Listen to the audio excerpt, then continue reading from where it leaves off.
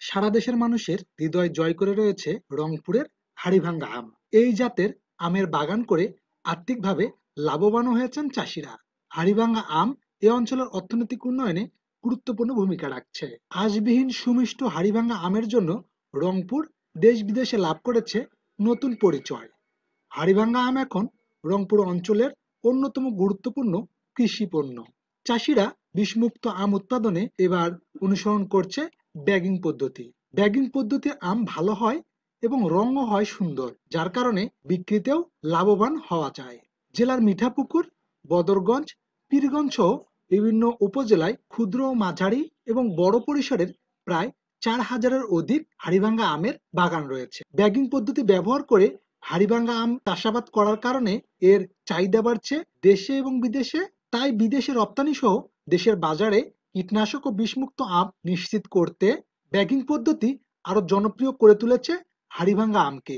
এই ব্যাগ ব্যবহারে আমের গায়ে কোনো প্রকার পোকামাকড়ের স্পর্শ লাগে না, একই সাথে ব্যাগের মধ্যে আম নিরাপদ ও সুন্দর হয়ে ওঠে।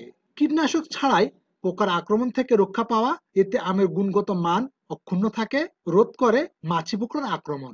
আগামী 20 জুন থেকে গাছ থেকে সংগ্রহ করা হবে হাড়িভাঙ্গা আম, সেই সঙ্গে সারা দেশে সরবরাহ করা হবে এই হাড়িভাঙ্গা আম।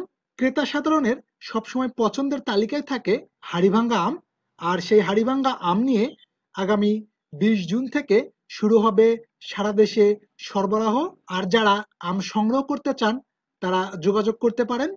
সবাই জানি যে আমের এই যে দেখেন যে এই যে কালারটা এসেছে, অনেকে এই কালারটা দেখলে বুঝতে পারবেন যে এটা এই যে ব্যাগিং যে করা হয়েছে এটা মাত্র 10 দিন হয়েছে। তা আমরা চাচ্ছি যে আরও হারভেস্ট টাইমের আগ পর্যন্ত যদি এটা আমরা রাখতে পারি তাহলে আমের কালার যেমন সুন্দর আসবে।